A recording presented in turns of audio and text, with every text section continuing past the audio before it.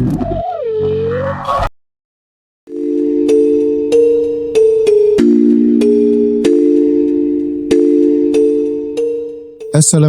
warahmatullahi wabarakatuh. Selamat datang di cerita dari mereka. Malam ini, kami akan membawa kalian ke sebuah kisah horor yang terjadi di balik ramainya jalur kereta kota Jakarta. Tentang sebuah perlintasan tua yang konon menyimpan dendam para korban kecelakaan dan arwah pekerja yang mati mengenaskan di bawah rel. Orang-orang menyebutnya setan budek. Sosok mengerikan dengan telinga berdarah yang selalu muncul sebelum maut datang menjemput. Dan katanya, jika kalian mendengar suara palang berbunyi di tempat yang tidak seharusnya, itu berarti dia sedang mencari tumbal berikutnya. Matikan lampu, gunakan headset, dan pastikan kalian menonton sampai akhir. Karena setelah cerita ini selesai, mungkin kalian tidak akan pernah berani lagi melihat keluar jendela saat kereta melintas di malam hari.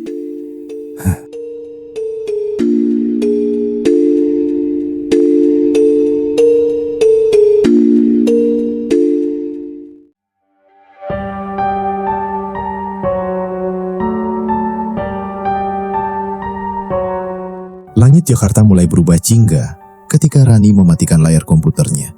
Suara ketikan keyboard dari rekan-rekan kantornya mulai berkurang satu persatu. Aroma kopi dingin bercampur pendingin ruangan memenuhi ruang kerja yang perlahan sepi. Rani menghela napas panjang sambil membereskan beberapa dokumen ke dalam tas hitamnya. "Lembur lagi besok, Ran?" tanya Septi sambil berdiri dari kursinya. "Kayaknya iya.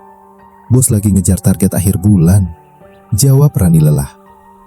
"Capek banget hidup ya," gumam Septi. Rani hanya tertawa kecil. Mereka kemudian berjalan keluar bersama menuju lift. Di lobi kantor, Tita dan Budi sudah menunggu. Keempatnya memang sering pulang bersama menggunakan komuter lain. Udara malam terasa gerah. Kendaraan memenuhi jalan raya, klakson bersahutan tanpa henti. "Hei Ran," kata Tita tiba-tiba sambil berjalan cepat. "Tadi gue dengar ada mobil mogok di tengah perlintasan. Gak bisa dihidupin lagi sampai ketabrak kereta yang lewat." Rani mendengus kecil. "Iya, karena rel perlintasan itu ada magnet yang narik kendaraan kalau kereta mau lewat." Budi langsung menyela. "Gak gitu juga kali. Ada yang namanya setan budek gentayangan di tiap perlintasan. Dia seneng banget ngambil korban buat tumbal." Septi merinding mendengar ucapan itu. "Apaan sih, Bud? Jangan ngaco deh." Budi justru terlihat serius. "Serius gue. Dulu waktu zaman VOC sampai Romusa Jepang, pembangunan rel itu banyak makan korban. Banyak pekerja pribumi mati disiksa, kelaparan, bahkan dikubur dekat rel." Tita ikut menimpali. "Gue pernah lihat berita juga. Banyak kecelakaan aneh di perlintasan. Ya banyak juga orang bundir nabrakin dirinya ke kereta," kata Septi. "Udah ah, jangan ngomong kayak gitu," sahut Rani cepat. "Gue ngeri banget kalau kejadian itu nimpa kereta yang kita tumpangi." Budi tersenyum tipis. "Hati-hati, mulutmu harimaumu." Ucapan itu membuat suasana mendadak sunyi. Mereka tiba di stasiun. Ribuan orang berlalu lalang seperti ombak manusia yang tak pernah berhenti. Pengumuman kereta menggema dari pengeras suara. Saat kereta datang, mereka masuk ke gerbong yang cukup padat. Rani berdiri di dekat pintu sambil memandangi rel-rel gelap di luar jendela. Entah kenapa ucapan Budi terus terngiang di kepalanya. Setan budek. Istilah itu terdengar aneh. Kereta melaju membelah malam. Sesekali suara gesekan roda dengan rel terdengar memekakan telinga. Ketika kereta melintas di sebuah perlintasan tua, lampu mendadak berkedip. Prak. Gerbong terasa bergetar keras. Beberapa penumpang menjerit. "Kenapa tuh?" panik seorang ibu. Kereta mendadak melambat. Rani melihat keluar jendela. Di tengah gelap, tepat di dekat portal perlintasan, berdiri sesosok pria kurus. Tubuhnya hitam legam seperti terbakar. Kepalanya miring, matanya kosong. Dan yang paling menyeramkan, kedua telinganya penuh darah. Rani membelalak. "Ran," panggil Tita. Rani tersentak. Saat ia melihat lagi keluar, sosok itu sudah hilang. "Lo kenapa?" tanya Septi. "Enggak, tadi gue lihat orang." "Di mana?" "Dekat perlintasan." Budi langsung menatap Rani. Matanya kosong. Rani perlahan mengangguk. Dan telinganya berdarah. Rani tercekat. "Lo, kok tahu?" Budi tidak langsung menjawab. Ia justru memandang keluar jendela dengan wajah tegang. "Itu dia," gumamnya pelan. "Siapa?" "Setan budek." Seketika bulu kuduk Rani berdiri. Kereta kembali berjalan. Namun sejak saat itu, hawa di gerbong terasa berubah. Lebih dingin, lebih pengap. Dan anehnya, suara rel perlahan terdengar seperti bisikan orang-orang yang menangis. Rani mencoba menenangkan dirinya. Mungkin hanya halusinasi karena lelah. Tapi kemudian, dari kaca jendela kereta yang gelap, ia melihat bayangan seseorang berdiri tepat di belakangnya. Padahal tidak ada siapa-siapa. Rani langsung menoleh cepat. Kosong. Jantungnya berdegup keras. Kereta akhirnya tiba di stasiun tujuan. Mereka turun bersama. Namun sebelum berpisah, Budi berkata pelan, "Kalau nanti ada suara minta tolong di dekat rel, jangan pernah jawab." "Kenapa?" tanya Tita. Budi menatap mereka satu persatu. Karena itu bukan manusia. Malam itu Rani pulang dengan perasaan tidak tenang. Rumah kontrakannya berada di gang kecil yang cukup sepi. Ia membuka pintu, lalu langsung membersihkan diri. Namun ketika sedang mencuci muka di kamar mandi, ia mendengar suara samar. Ting, ting, ting. Seperti bunyi palang perlintasan. Rani mematung. Suara itu terdengar jelas dari luar rumah. Padahal rumahnya jauh dari rel kereta. Ting, ting, ting. Semakin lama semakin keras. Rani perlahan membuka pintu kamar mandi. Rumahnya gelap. Lampu ruang tamu berkedip-kedip. Lalu terdengar suara laki-laki berbisik. "Tolong." Rani membeku. "Tolong buka portalnya." Napasnya tercekat. Suara itu berasal dari depan rumah. Dengan tangan gemetar, ia mengintip dari jendela. Dan seketika, tubuhnya lemas. Di depan pagar rumahnya, berdiri sosok pria hitam legam dengan telinga berdarah. Matanya menatap lurus ke arah Rani. Lalu perlahan, mulutnya tersenyum sangat lebar. Rani menutup mulutnya sendiri agar tidak menjerit. Tubuhnya mundur perlahan dari jendela. Jantungnya seperti hendak pecah. Sosok itu masih berdiri diam di depan pagar rumah. Kepalanya miring. Telinganya mengucurkan darah hitam. Dan matanya kosong seperti mayat. Ting, ting, ting. Suara perlintasan kembali terdengar. Padahal jalan di depan rumah Rani sunyi. Tidak ada rel, tidak ada kereta.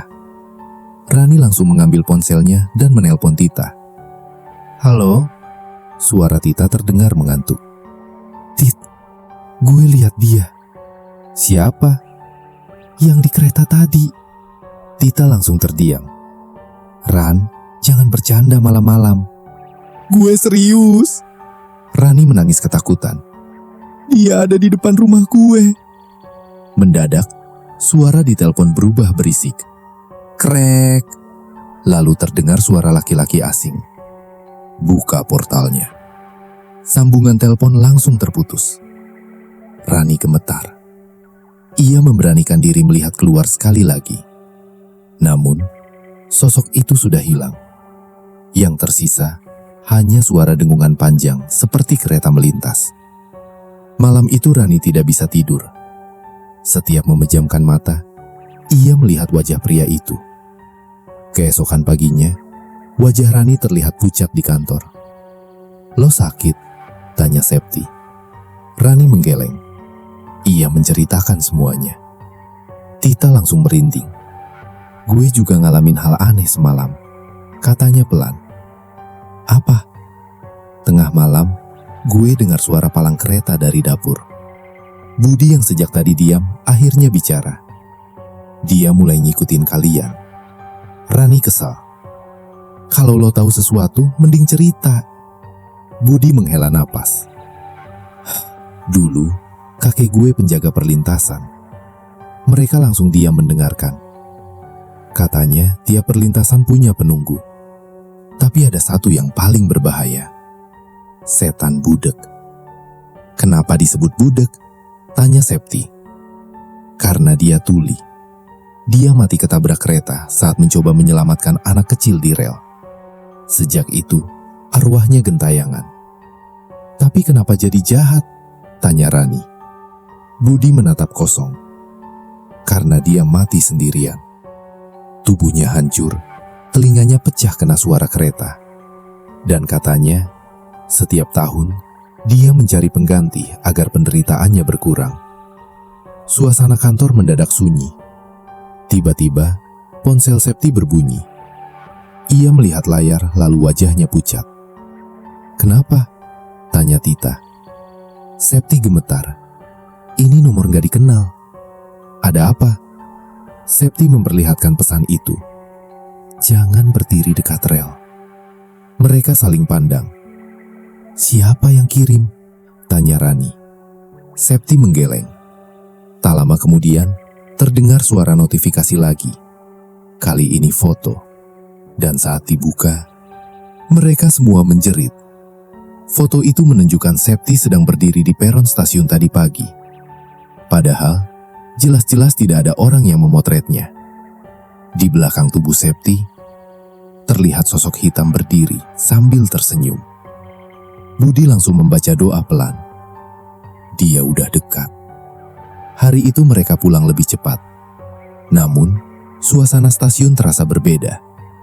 Langit mendung gelap. Angin dingin berhembus sepanjang peron. Dan anehnya, hampir semua orang terlihat murung. Saat kereta datang, lampu gerbong tiba-tiba padam sesaat. Gelap total. Lalu terdengar suara jeritan panjang. "Ah!" Beberapa penumpang panik. Ketika lampu menyala kembali, seorang pria tua mendadak pingsan. Matanya melotot, mulutnya berbusa. "Pak, Pak!" Orang-orang mulai ricuh. Namun, pria tua itu tiba-tiba menunjuk ke arah jendela. "Dia ada di luar," katanya parau. Semua penumpang menoleh. Gelap, tidak ada apa-apa. Tetapi Rani melihat sesuatu. Di samping rel, ada banyak bayangan berdiri. Puluhan. Mereka seperti manusia hangus, diam, memandangi kereta yang melintas. Rani memejamkan mata ketakutan. Kereta melaju semakin cepat. Namun ketika tiba di perlintasan tua yang sama, mendadak terdengar benturan keras. Brak! Kereta berhenti mendadak. Penumpang berteriak histeris. Lampu kembali mati. Dalam kegelapan itu, terdengar suara langkah kaki menyeret. Sret, sret, sret. Rani menahan napas. Lalu tepat di samping telinganya, ada suara berbisik.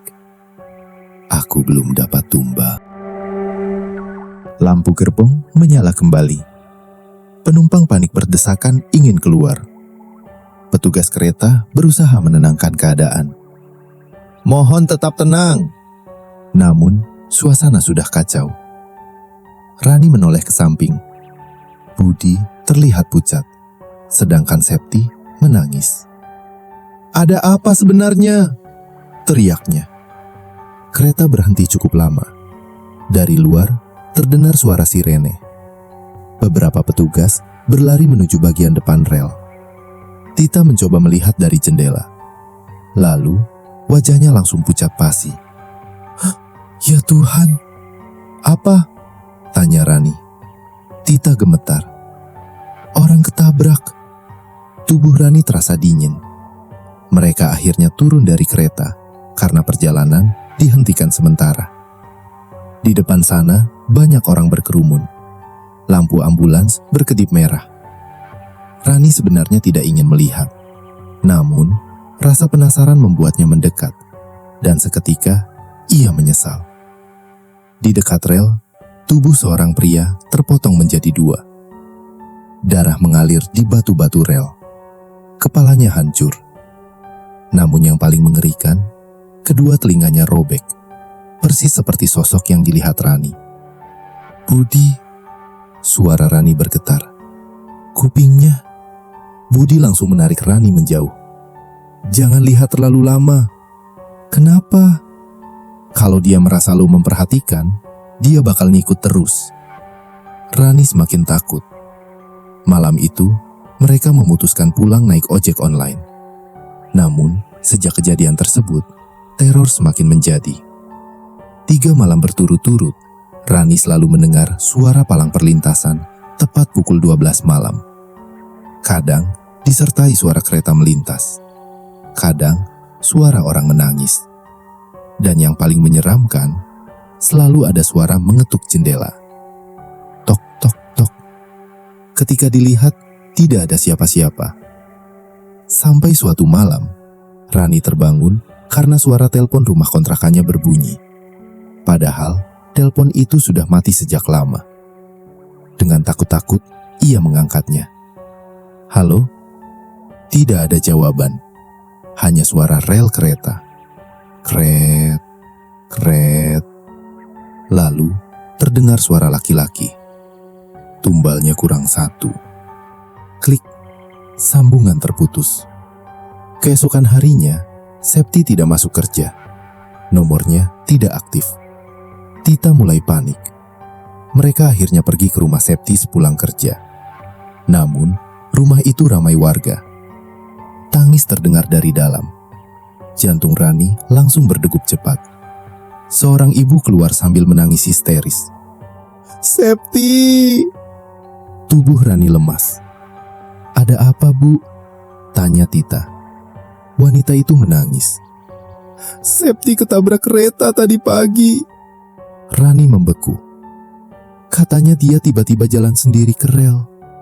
Budi menunduk. Wajahnya penuh ketegangan. "Maksudnya?"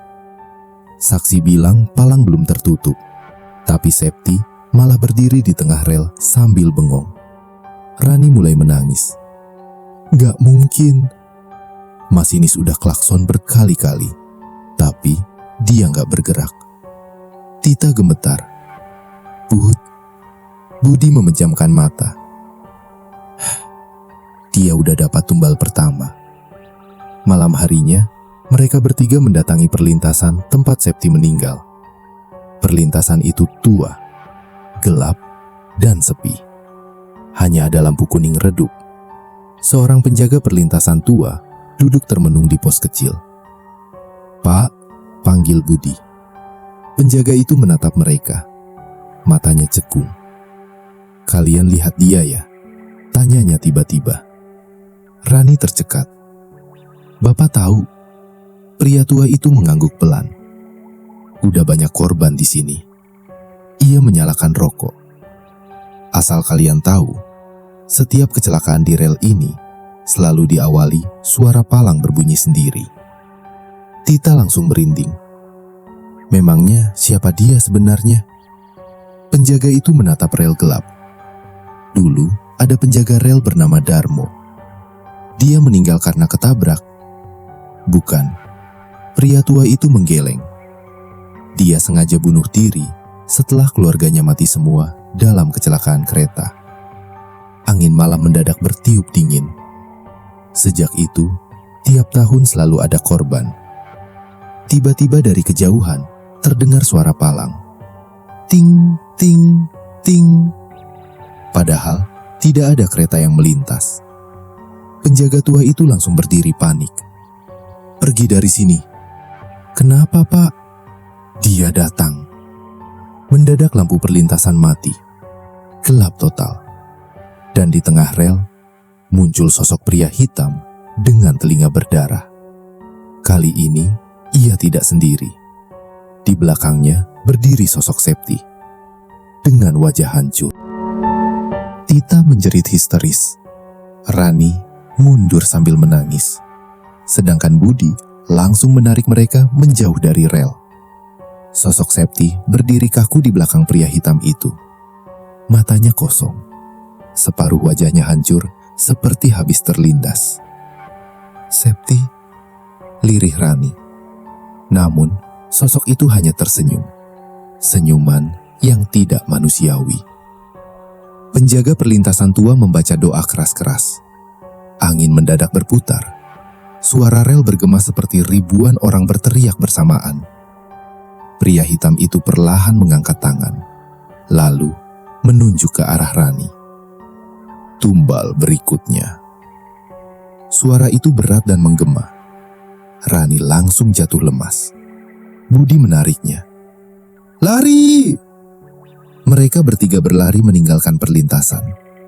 Namun, suara langkah kaki terus terdengar di belakang. Sret, sret, sret. Seperti ada seseorang menyeret tubuhnya di aspal. Mereka baru berhenti ketika tiba di jalan raya yang ramai. Tita menangis. "Gue gak kuat." Budi terlihat sangat tegang. "Kita harus putusin kutukan ini." "Caranya gimana?" tanya Rani. "Kalau enggak, semuanya bakal mati." Keesokan harinya, mereka menemui seorang paranormal tua bernama Mbah Wiryo. Rumahnya berada di pinggir kota, penuh sesajen dan bau dupa. Mbah Wiryo mendengarkan cerita mereka sambil memejamkan mata. "Arwah itu marah," katanya pelan. "Kenapa?" "Karena dulu kematiannya tidak pernah dipedulikan." "Jadi dia balas dendam?" tanya Tita. "Bukan hanya itu." Mbah Wiryo membuka matanya. Di bawah rel itu, banyak jasad pekerja Romusha dikubur tak layak. Rani merinding. Arwah-arwah itu menyatu dengan kebencian. Terus gimana menghentikannya? Mbah Wiryo menatap Rani. "Kalian harus datang malam Jumat Kliwon." "Malam ini?"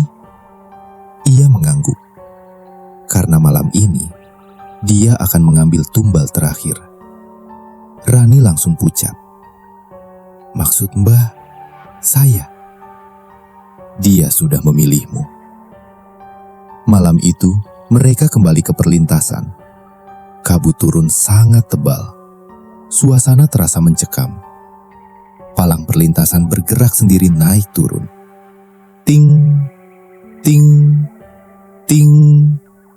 Padahal tidak ada kereta. Mbah Wiryo mulai menaburkan bunga dan membaca mantra. Angin langsung bertiup kencang. Lalu terdengar suara jeritan panjang dari rel. "Ah!" Satu persatu bayangan hitam mulai muncul di sepanjang rel. Puluhan. Mereka adalah arwah korban kecelakaan. Tubuh mereka hancur. Ada yang tanpa kepala. Ada yang terpotong, ada yang menyeret ususnya sendiri. Tita hampir pingsan melihatnya. Kemudian, sosok pria hitam muncul dari tengah kabut. Matanya merah menyala. Darah mengalir dari telinganya. "Kembalikan." Suaranya menggema. Mbah Wiryo tetap membaca doa. Namun mendadak, kerikil rel bergetar. Dari kejauhan, terdengar suara kereta melaju. Padahal jadwal kereta terakhir sudah lewat. Suara itu semakin keras. Klakson panjang memekakan telinga. Tin! Rani menoleh. Dari tengah kabut, muncul kereta tua berwarna hitam. Jendelanya dipenuhi wajah-wajah mayat. Dan masinisnya adalah sosok tanpa mata. "Ya Allah," gumam Tita. Kereta itu melaju sangat cepat menuju perlintasan. Pria hitam tertawa mengerikan. Hari penjemputan. Mendadak, tangan-tangan hitam keluar dari rel dan mencengkeram kaki Rani. Rani menjerit. Budi! Budi mencoba menarik tubuh Rani. Namun, cengkeraman itu sangat kuat. Mbah Wiryo berteriak. Jangan biarkan dia menyentuh rel. Kereta hantu semakin dekat. Suara rel bergetar keras. Dan di tengah kepanikan itu, sosok Septi muncul tepat di depan Rani. Dengan suara lirih, ia berkata, "Lari, sebelum kamu jadi salah satu dari kami." Kabut semakin tebal. Suara kereta hantu memekakkan telinga. Rani menangis sambil berusaha melepaskan diri dari tangan-tangan hitam yang mencengkeram kakinya. Budi menarik tubuhnya sekuat tenaga, sedangkan Tita membaca doa sambil gemetar. Kereta hitam itu melaju semakin cepat. Lampunya merah seperti mata iblis. Di setiap jendela, terlihat arwah korban kecelakaan menatap kosong. Mereka memukul kaca sambil berteriak tanpa suara. Mbah Wiryo mengangkat tongkat kayunya. "Darmo!" teriaknya. Sosok pria hitam berhenti tertawa. "Penderitaanmu sudah cukup." Namun pria itu justru meraung marah. "Aku sendiri!" Suara itu menggema di seluruh rel. "Aku mati sendiri. Mereka membiarkanku hancur." Tanah mulai bergetar. Arwah-arwah di sekitar rel menangis bersamaan. Rani melihat wajah mereka. Ada anak kecil, ada ibu-ibu, ada pekerja Romusha. Semuanya penuh luka. "Dia menahan mereka di sini," kata Mbah Wiryo. "Selama dendamnya belum selesai, arwah-arwah ini tidak bisa pergi." Kereta hantu tinggal beberapa meter. Angin panas menerpa wajah mereka. Tangan-tangan hitam mulai menarik tubuh Rani ke rel. "Ran!" teriak Tita. Budi langsung melompat dan memeluk Rani agar tidak terseret. Namun mendadak, sosok Septi muncul lagi. Kali ini wajahnya tidak menyeramkan. Ia menangis. Dia cuma ingin ditemani. Rani memandangnya dengan gemetar. "Septi, kalau ada yang menggantikan, dia nggak akan berhenti." Kereta semakin dekat. "Pin!" Suara klaksonnya membuat telinga mereka sakit. Darah mulai menetes dari telinga Tita. Begitu juga Rani. Mbah Wiryo segera berteriak, "Tutup telinga kalian!" Namun suara itu seperti masuk langsung ke kepala. Rani tiba-tiba melihat kilasan masa lalu. Ia melihat para pekerja Romusha dipaksa membangun rel. Tubuh mereka kurus. Banyak yang mati dipukul tentara. Jasad mereka dilempar ke bawah rel begitu saja.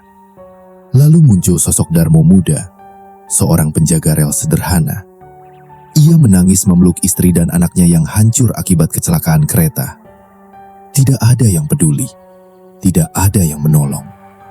Hingga akhirnya, Darmo berjalan sendiri ke tengah rel dan membiarkan tubuhnya dihancurkan kereta. Rani tersadar sambil menangis. Dia kesepian. Mbah Wiryo mengangguk. Tapi kalau terus dibiarkan, korban akan terus bertambah. Kereta hantu hampir menabrak mereka. Mbah Wiryo segera melempar segenggam bunga ke rel. "Semoga kalian tenang." Mendadak cahaya putih muncul. Arwah-arwah di sekitar rel mulai berteriak. Sosok Septi perlahan tersenyum. "Terima kasih." Tubuhnya berubah menjadi cahaya. Satu persatu arwah lain ikut menghilang. Namun Darmo masih berdiri. Matanya penuh kebencian. "Aku tidak mau sendiri." Kereta hantu tepat berada di depan mereka. Lalu tiba-tiba, Budi melangkah maju ke tengah rel. "Budi!" teriak Rani. Budi menatap Darmo. "Lo nggak sendiri." Darmo terdiam. Untuk pertama kalinya, wajahnya berubah sedih. Air mata darah mengalir dari matanya. Dan saat kereta hantu menerjang, Brak! Cahaya putih meledak besar. Rani terpental. Suara jeritan memenuhi udara. Lalu semuanya sunyi.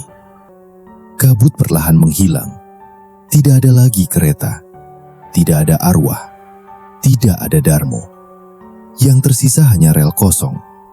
Dan Budi sudah tidak ada. Tita menangis histeris. Rani terduduk lemas. Mbah Wiryo menunduk. Dia memilih menjadi pengganti penjaga gerbang. Seminggu kemudian, keadaan kembali normal. Tidak ada lagi kecelakaan misterius di perlintasan itu.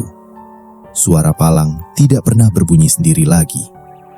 Namun suatu malam saat Rani pulang kerja, kereta yang ia tumpangi melintas di perlintasan tersebut. Dan dari balik kaca jendela, ia melihat seseorang berdiri di dekat portal, memakai jaket milik Budi. Pria itu melambaikan tangan perlahan, lalu menghilang bersama kabut. Ting ting ting, suara palang kembali berbunyi. Dan sejak malam itu, Rani tidak pernah lagi berani melihat keluar jendela saat kereta melewati perlintasan tua tersebut. Karena konon katanya, setan budek tidak pernah benar-benar pergi. Ia hanya menunggu korban berikutnya.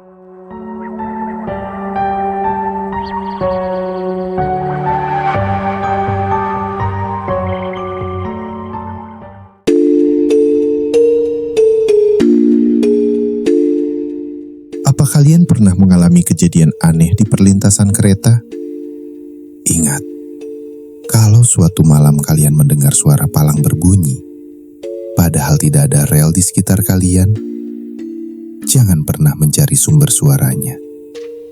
Karena bisa jadi, ada seseorang yang sedang menunggu kalian di balik kabut. Terima kasih sudah mendengarkan cerita dari mereka. Jangan lupa subscribe, like, dan bagikan. Karena semakin banyak yang mendengar, semakin banyak yang tahu bahwa mereka benar-benar ada. Wassalamualaikum warahmatullahi wabarakatuh.